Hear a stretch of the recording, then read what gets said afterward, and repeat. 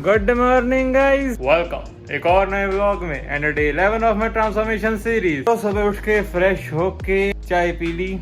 Okay, वो मैंने shoot नहीं किया क्योंकि मैं आधी नींद में था। सो अभी एडिटिंग करके व्लॉग को अपलोड कर दिया और एडिटिंग करते करते बहुत भूख लग गई क्योंकि 3-4 घंटे हो गए एडिटिंग करते को। तो अब मुझे भूख लगी है, देखते हैं क्या बना और वो खाते हैं। तो गाइस, खाना खा लिया। अब तुम्हें क्या लग रहा है मैं क्या करने वाला हूँ? देखो, ये मत सोचना मैं फ्री हूँ, नहीं। अब एक पूरा व्लॉग पड़ा, उसको एडिट करना है, फिर से 3-4 घंटे बैठना पड़ेगा। अब कोई बात नहीं, अब रेगुलर व्लॉग डालने का पंगा ले ही लिया तो करना तो पड़ेगा। तो अब मैं करूंगा एडिटिंग। ओके, तो गाइस, मैं एडिटिंग कर रहा था और तभी मुझे फोन आया प्रभ का। उसकी बाइक रुक गई है और वो मेरे घर के आसपास ही है कहीं, तो अभी उसके पास जा रहे हैं। तो यही आ गया। तो भाई अब पहुंच गए। इसकी बाइक खराब होगी, इसने यहाँ आना था। आप सोच रहे होंगे कभी बाइक खराब होती है, कभी कार खराब होती है। ये मत सोचो, ये सोचो मेरी लाइफ खराब है।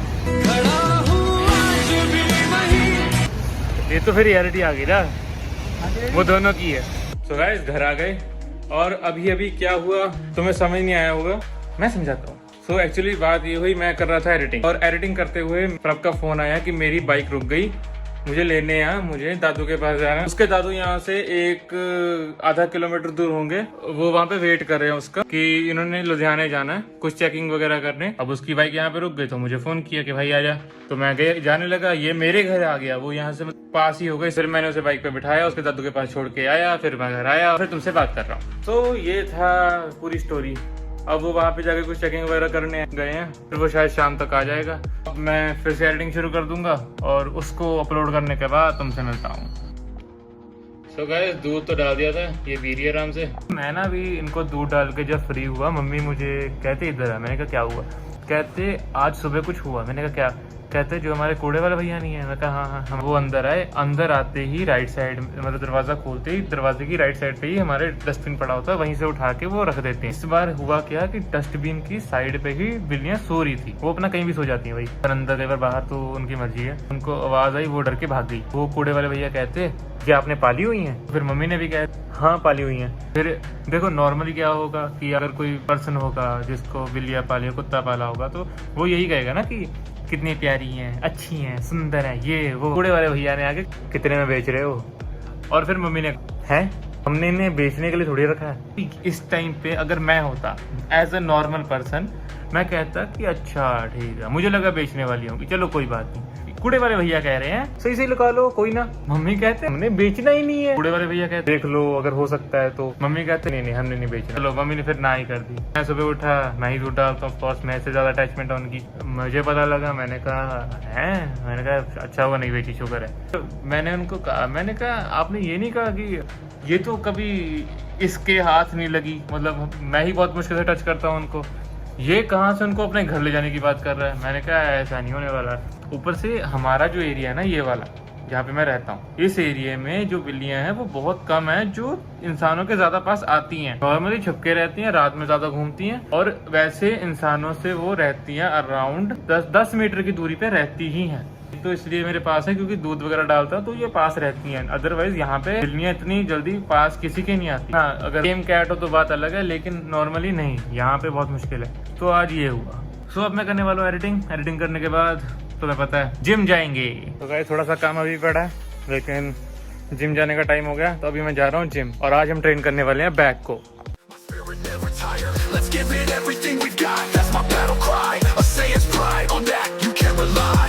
No matter what, I will succeed, that's my vow. Sometimes life is too uncertain to have regrets, and how I would rather be a brainless monkey than a heartless monster. I fight for love, for family, my honor I'll foster. You can beat anyone, it's called hard work, I say. In the face of defeat, I find a way. I am the protector of the innocent, the light in the dark.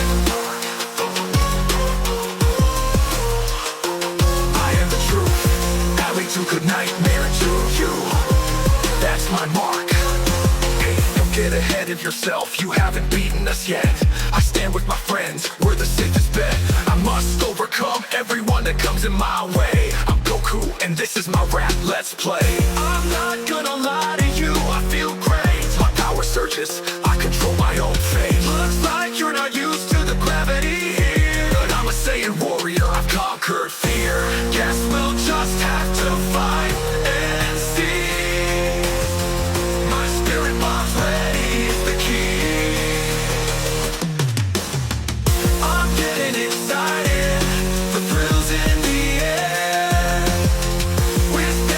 Guys gym done और अब मैं घर आ गया क्योंकि मौसम देखो पूरे काले बादल आ चुके हैं, मतलब बारिश आने का पूरे पूरे आसार। भी मैं चाहता तो घर पे बैठ सकता था, लेकिन भी प्रभ का फोन आया, अभी उसके पास जाकर आता हूँ, कोई काम होगा शायद, देखते हैं। बाकी गाइस अभी हम आए हैं मैकेनिक के पास।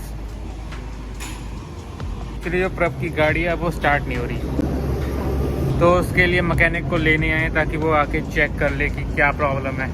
तो गाइस घर आ गया। मैंने कहते कि वो कल आएंगे, तो हम कल तक का वेट करेंगे। गाड़ी में क्या प्रॉब्लम है ये अभी तक नहीं पता लगी। अब मैं नहाऊंगा, फिर खाना खाऊंगा और फिर जो मेरा थोड़ा सा व्लॉग पड़ा उसको एडिट करूंगा। सो गाइस आज खाने में है दही, चने और आलू की सब्जी प्लस 5 रोटियां। सो गाइस नहा के खाना खा लिया। मैं करूंगा पिछले व्लॉग को एडिट प्लस इस व्लॉग को भी स्टार्ट कर दूंगा। ये था मेरा डे 11। कैसा लगा कमेंट सेक्शन में जरूर बताना। वीडियो अच्छी लगी तो लाइक कर दो, चैनल को सब्सक्राइब कर दो, शेयर कर दो अपने दोस्तों के बीच में। मैं तो मिलता हूँ अगले व्लॉग में, तब तक के लिए बाय बाय।